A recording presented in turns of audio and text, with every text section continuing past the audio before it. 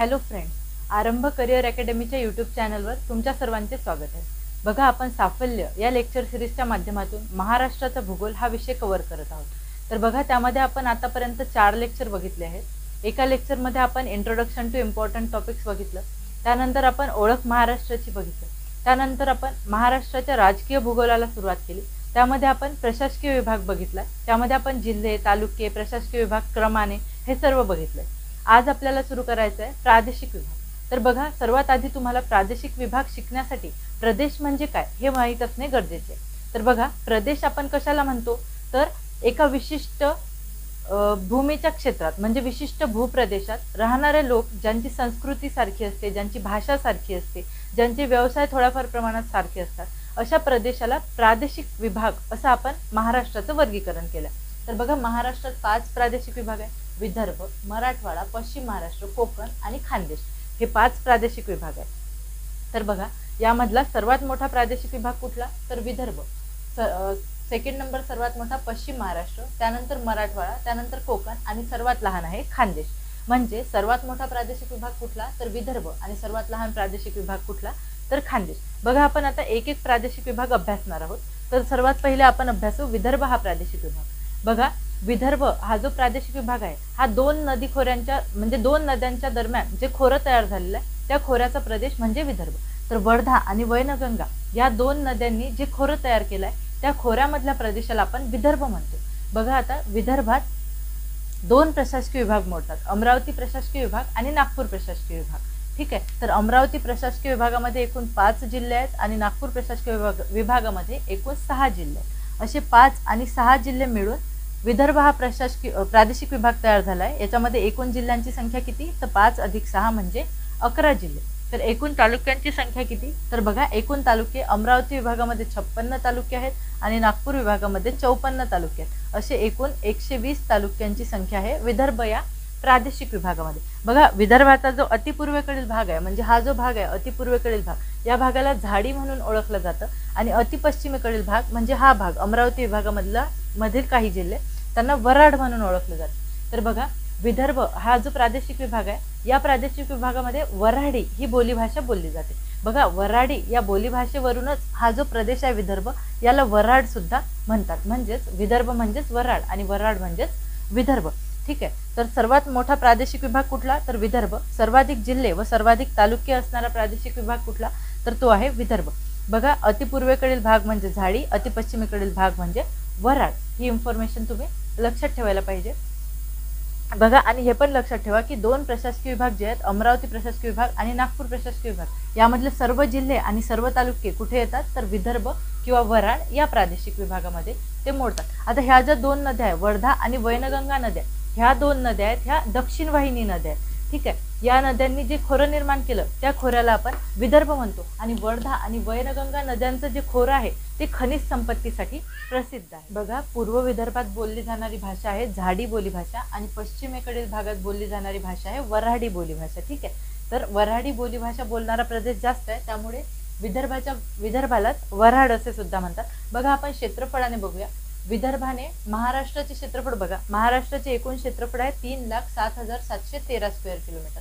या क्षेत्रफळाच्या जवळपास 32% क्षेत्रफळ विदर्भ या प्रादेशिक विभागाने व्यापले। 31.65% हा एक्झॅक्ट आकडा आहे, त्याला आपण जवळपास 32% असं कन्सिडर करू शकतो। हे झालं आपल्या टक्केवारीच्या हिशोबाने क्षेत्रफळ। आता आपण बघूया स्क्वेअर किलोमीटर मध्ये क्षेत्रफळ। विदर्भाने महाराष्ट्राच्या 97,500 जवळपास आहे स्क्वेअर किलोमीटर क्षेत्रफळ व्यापले आहे। एक्झॅक्ट आकडा बघायचा झाला तर 97,404 स्क्वेअर किलोमीटर एवढे क्षेत्रफळ विदर्भ या प्रादेशिक विभागाने व्यापले। बघा, हा सर्वात मोठा प्रादेशिक विभाग आहे। यानंतर दुसरा प्रादेशिक विभाग आहे पश्चिम महाराष्ट्र। पश्चिम महाराष्ट्राने महाराष्ट्राच्या एकूण क्षेत्रफळाच्या 29.20% म्हणजे आला आपण 29% कन्सिडर करू शकतो तेवढे क्षेत्रफळ व्यापले आहे व स्क्वेअर किलोमीटरच्या दृष्टीने विचार केल्यास जवळपास 90,000 स्क्वेअर किलोमीटर म्हणजेच 89,853 एवढे स्क्वेअर किलोमीटर क्षेत्रफळ पश्चिम महाराष्ट्र या प्रादेशिक विभागाने व्यापलेले आहे। सर्वात मोठा प्रादेशिक विभाग विदर्भ आणि दुसरा सर्वात मोठा प्रादेशिक विभाग आहे पश्चिम महाराष्ट्र। आता आपण तिसरा प्रादेशिक विभाग बघूया, मराठवाडा। मराठवाडा याने बघा महाराष्ट्राचे एकूण 21% क्षेत्रफळ व्यापले आहे आणि स्क्वेअर किलोमीटर मध्ये जवळपास 65,000 स्क्वेअर किलोमीटर क्षेत्रफळ व्यापले आहे। त्यानंतर बघा कोकण प्रादेशिक विभाग।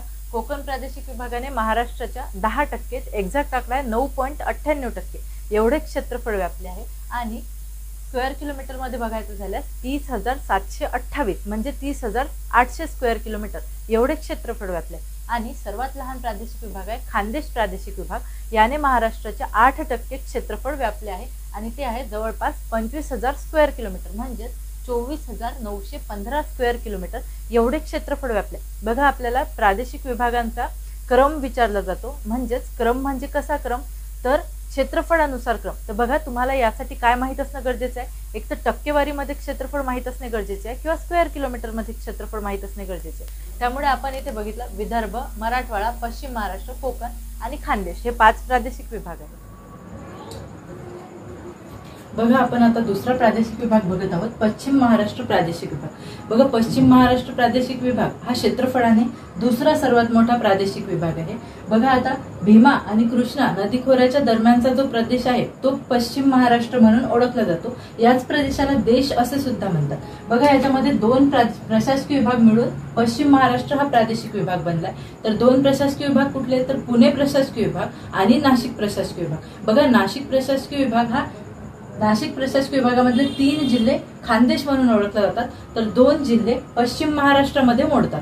ठीक आहे, पुणे प्रशासकीय विभागामधले एकूण 5 जिल्हे। बघा पुणे प्रशासकीय विभागात कुठले जिल्हे आहेत तर पुणे, सोलापूर, सातारा, सांगली आणि कोल्हापूर हे 5 जिल्हे आणि नाशिक विभागामधले 2 जिल्हे नाशिक जिल्हा आणि अहमदनगर जिल्हा हे 2 जिल्हे असे एकूण 7 जिल्हे मिळून पश्चिम महाराष्ट्र हा बनलेला आहे। बघा आता पश्चिम महाराष्ट्रात एकूण जिल्ह्यांची संख्या किती तर 7, एकूण तालुक्यांची संख्या किती तर 87। बघा पुणे प्रशासकीय विभागामध्ये एकूण 58 तालुके आणि नाशिक प्रशासकीय विभागामधले 2 जिल्ह्यांमध्ये नाशिकमध्ये 15 तालुके आणि अहमदनगरमध्ये 14 तालुके असे 29 तालुके, 58 आणि 29 असे 87 तालुक्यांचा पश्चिम महाराष्ट्र हा प्रादेशिक विभाग बनलेला आहे। त्यानंतर बघा पश्चिम महाराष्ट्राचे उपविभाग, पश्चिम महाराष्ट्राचे 2 उपविभाग आहेत। बघा उत्तरेकडील जो उपविभाग आहे त्याला आपण देश म्हणतो आणि दक्षिणेकडील जो उपविभाग आहे त्याला आपण मावळ म्हणतो किंवा नेहर म्हणतो।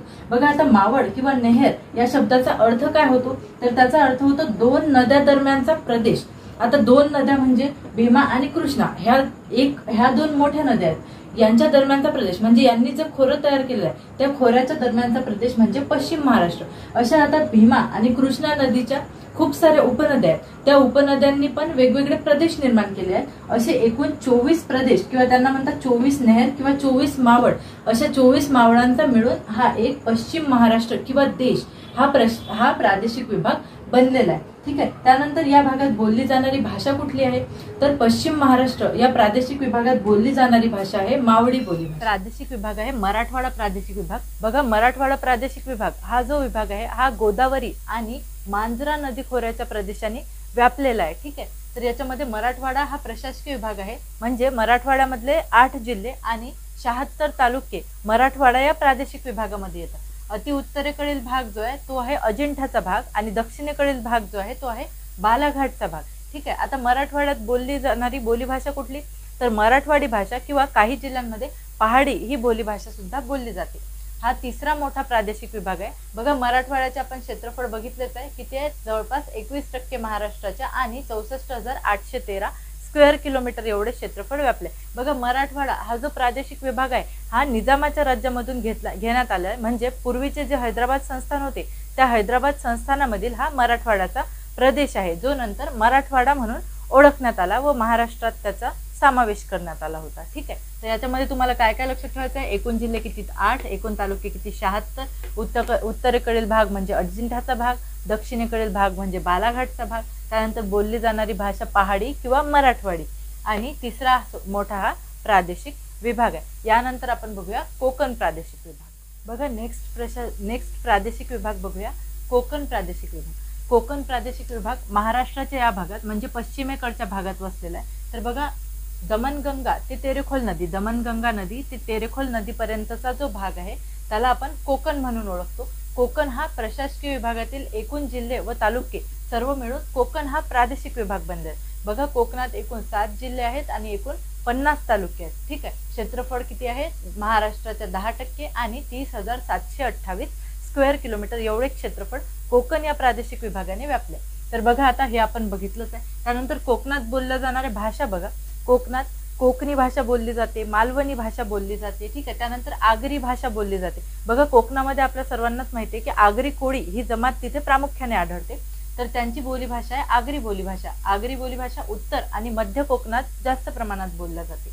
त्यानंतर कोकणाचे वर्गीकरण केलेले आहे, वर्गीकरण खलाटी आणि वलाटी असे केलेले आहे। म्हणजे पश्चिमेकडचा कोकणाच्या अति पश्चिमेकडचा भाग म्हणजे खलाटी आणि थोडा पूर्वेकडचा भाग म्हणजे वलाटी, हे आपण प्राकृतिक विभागमध्ये बघणारच आहोत।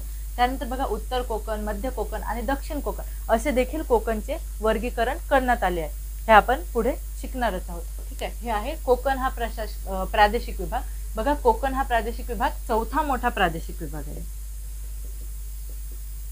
आणि सर्वात लहान प्रादेशिक विभाग कुठला, तर खानदेश प्रादेशिक विभाग। याच्या नंतर आपण खानदेश हा प्रादेशिक विभाग। बघा खानदेश हा जो प्रादेशिक विभाग आहे हा महाराष्ट्रातील सर्वात लहान प्रादेशिक विभाग आहे। बघा तापी नर्मदा नदी खोऱ्याचा जो प्रदेश आहे हा प्रदेश म्हणजे खानदेश या नावाने ओळखला जातो, ठीक आहे।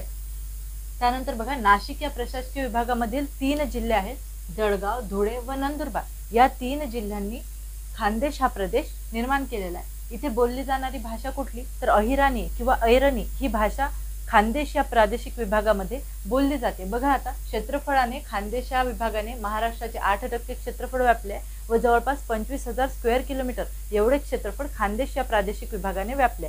खानदेशामध्ये बोलली जाणारी बोलीभाषा कुठली, तर अहिराणी किंवा ऐरणी बोलीभाषा त्या विभागामध्ये बोलली जाते। आणि आपल्याला जर क्वेश्चन विचारला की सर्वात मोठा प्रादेशिक विभाग कुठला, तर विदर्भ। सर्वात लहान प्रादेशिक विभाग कुठला, तर खानदेश।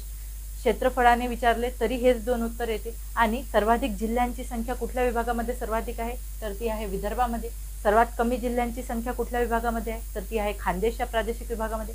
सर्वाधिक तालुक्यांची संख्या कोणत्या विभागामध्ये आहे, तर विदर्भ या प्रादेशिक विभागामध्ये। आणि सर्वात कमी तालुक्यांची संख्या कुठल्या प्रादेशिक विभागामध्ये आहे, तर ती आहे खानदेश या प्रादेशिक विभागामध्ये, ठीक आहे। हे सगळे फॅक्ट्स तुम्ही लक्षात ठेवा आणि कंपॅरेटिव्हली याचा क्रम सुद्धा लक्षात ठेवा। विदर्भ, पश्चिम महाराष्ट्र, मराठवाडा, कोकण आणि खानदेश क्षेत्रफळाने हा क्रम आहे, ठीक आहे। त्यानंतर पूर्वेकडून पश्चिमेकडे क्रम विचारल्यास विदर्भ, मराठवाडा, पश्चिम महाराष्ट्र, कोकण, ठीक आहे। इथे येईल खानदेश पण इथे मध्ये येईल, पश्चिम महाराष्ट्र आणि कोकणाच्या मध्ये खानदेश येईल, म्हणजे विदर्भ, मराठवाडा, पश्चिम महाराष्ट्र, खानदेश आणि कोकण, ठीक आहे।